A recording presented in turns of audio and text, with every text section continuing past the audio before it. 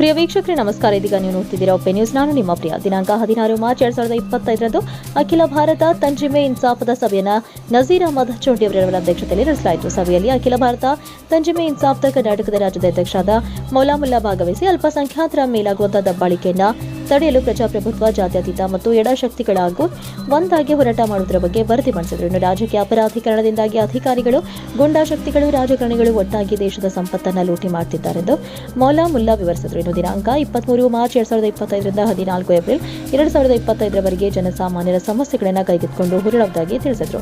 ಸಭೆಯಲ್ಲಿ ತುಷಾರ್ ಗಾಂಧಿ ಅವರ ಮೇಲೆ ಬಿಜೆಪಿ, ಆರ್ಎಸ್ಎಸ್ ಅಪಪ್ರಚಾರ ಮಾಡುತ್ತಿದ್ದ ಬಗ್ಗೆ ಸಭೆಯಲ್ಲಿ ಖಂಡಿಸಲಾಯಿತು. ಇದಾಗಿತ್ತು ಇವತ್ತಿನ ವಿಶೇಷ. ಇತರ ಸುದ್ದಿಗಳಿಗಾಗಿ ನೋಡ್ತಾ ಇರಿ ಒಪೆ ನ್ಯೂಸ್.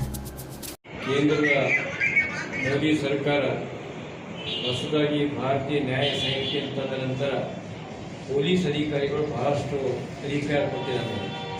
ಪ್ರತಿ ಪೊಲೀಸ್ ಸ್ಟೇಷನ್ದಲ್ಲಿದ್ದಂಥ PSIಗಳು ಯಾರಾದರೂ ನಾಗರಿಕರು ಹೋಗಿ ಏನಾದರೂ ಕಂಪ್ಲೇಂಟ್ ಕೊಡ್ಲಿಕ್ಕೆ ಹೋದ್ರೆ ಅವ್ರ ಮೇಲೆ ರೌಡಿ ಶೀಟ್ ಹಾಕ್ತೀನಿ ಅಂತ ಹೇಳೋಂಥ ಪ್ರಯತ್ನ ನಡೆಸಿದ್ದಾರೆ.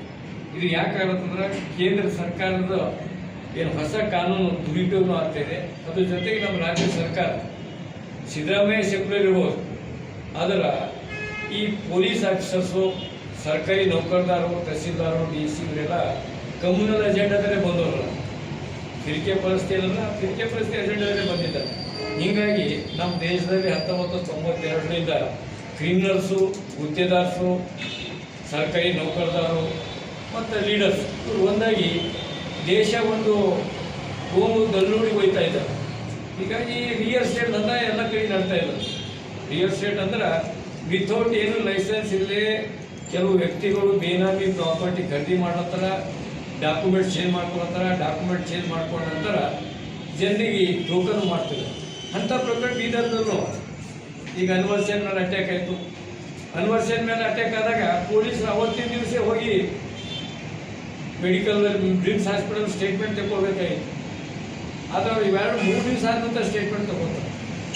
ಅಲ್ಲದೆ ಅವ್ರ ಮೇಲೆ ಅಟ್ರೋಸಿಟಿ ಕೇಸ್ ಮಾಡ್ತಾರೆ. ಇದಕ್ಕೆ ಭಾರತ ಕಮ್ಯುನಿಸ್ಟ್ ಪಕ್ಷನೂ ಕಂಡೆಮ್ ಮಾಡ್ತಾರೆ. ಅದ್ರ ಜೊತೆಗೆ ಈ ಸರ್ಕಾರಕ್ಕೆ ಹೇಳ್ತಾ ಇದ್ದೆವು, ಈ ಸಿದ್ದರಾಮಯ್ಯ ಸರ್ಕಾರ ಯಾವ ರೀತಿ ಮೈಕ್ರೋ ಫೈನಾನ್ಸ್ ಮೇಲೆ ಆ್ಯಕ್ಟ್ ತಂದಿದ್ದಾರೆ, ಅದೇ ರೀತಿ ರಿಯಲ್ ಎಸ್ಟೇಟ್ ಏನು ಕೆಲಸ ಮಾಡ್ತಿದ್ದಾರೆ.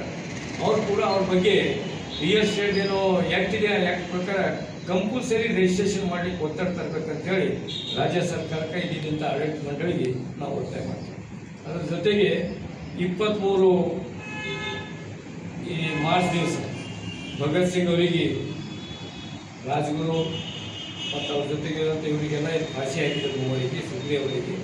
ಅವತ್ತಿನ ದಿವಸ ಈ ಅಂಟಿಗುಂಡ ಅಂಥೇಳಿ ಪ್ರಚಾರ ಅಭಿಯಾನ ಸ್ಟಾರ್ಟ್ ಮಾಡಿ ಸರ್ಕಾರ ಕಾರ್ಪೊರೇಟ್ ನೀತಿಯನ್ನು ಮಾಡ್ತಾ ಇದೆ. ಸರ್ಕಾರ ಸಾಮಾನ್ಯ ಜನರ ಪರವಾಗಿ ಇರಬೇಕಾಗಿತ್ತು. ಸರ್ಕಾರ ಸಾಮಾನ್ಯ ಜನರ ಪರವಾಗಿಲ್ಲ. ರಿಯಲ್ ಎಸ್ಟೇಟ್ ದಂಧ ಮಾಡಿದವರಿಗೆ, ಕ್ರಿಮಿನಲ್ಸ್ ಜೊತೆಗೆ, ನಂತರ ಇಲ್ಲಿದ್ದಂಥ ಬೇರೋಜ್ಗಾರಿ ಅದ್ರ ಬಗ್ಗೆ ಏನು ಕೆಲಸ ಮಾಡ್ತಾ ಇಲ್ಲ. ಅಲ್ಲಿ ಕೋಮು ದಂಗೆಗಳು ಮಾಡಿಸ್ತಾ ಇದೆ. ಅದರ ವಿರುದ್ಧ ಭಾರತ ಕಮ್ಯುನಿಸ್ಟ್ ಪಕ್ಷದ ವತಿಯಿಂದ 23 ಮಾರ್ಚ್ನಿಂದ ಏಪ್ರಿಲ್ 14ರವರೆಗೆ ರಾಷ್ಟ್ರಭಕ್ತರ ಚಳವಳಿ ಇದೆ. ಆ ಚಳವಳಿ ಅಂಗವಾಗಿ ನಾವು ಬೀದರ್ನಲ್ಲಿ 23ನೇ ತಾರೀಕು ಒಂದು ರೀತಿ ಚಳವಳಿಯನ್ನು ಮಾಡ್ತಾ ಇದ್ದೆವು. ಅವತ್ತಿನ ದಿವಸ ಸೆಮಿನಾರ್ ಆಗಲಿ ಅಥವಾ ಈ ಕಾರ್ನರ್ ಮೀಟಿಂಗ್ ಮಾಡಿ ಈ ಸರ್ಕಾರಕ್ಕೆ ಎಚ್ಚರಿಕೆ ಕೊಡ್ತೇವೆ. ಸರ್ಕಾರ, ಕೇಂದ್ರ ಸರ್ಕಾರ ಆಗಲಿ, ರಾಜ್ಯ ಸರ್ಕಾರ ಆಗಲಿ ಜನಪರವಾಗಿ ನೀತಿ ತಗೊಂಡಿರ್ತಂತ ಹೇಳಿ काम जो RSS कर रही है और वही काम करते हुए RSS का संगठन बढ़ता गया उसी मकसद से। अभी दंगाइयों का संगठन था, आज दंगाइयों का उनकी सोच को लेकर चलने वाली सरकारी केंद्र में सरकारी बन गई तो उनकी दंगाई बढ़ने लगी। उस हिसाब से तुषार गांधी साहब ने केरला में जो सभा में RSS को देश का कैंसर बताया, तब उनके ऊपर हमला किया, उसका कड़ी लफ्जों में कंडेम करते हैं। केरला गवर्नमेंट को RSS के लोगों के ऊपर सख्त कार्रवाई करें और ज़्यादातर देश भर में फास्ट मनी के चक्कर में, जल्द पैसे कमाने के चक्कर में क्योंकि मोल मजदूरी करेंगे तो उसमें सीमित पेमेंट है। तो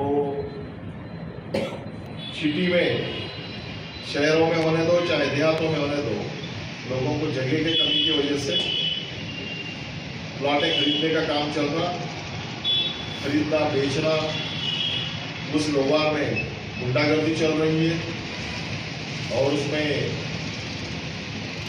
बहुत सारे नगर प्रदेश में काउंसिलर शामिल हैं, एमएलए शामिल हैं, मिनिस्टर शामिल हैं।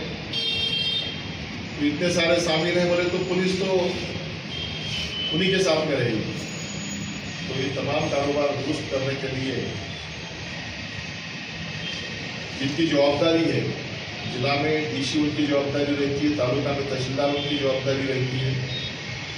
उन्होंने ध्यान दे के इस व्यवहार को दुरुस्त करें। क्रिमिनल एक्टिविटीज उसी की वजह से बढ़ते जा रहे हैं और आम नागरिकों के ऊपर हमले किए जा रहे हैं।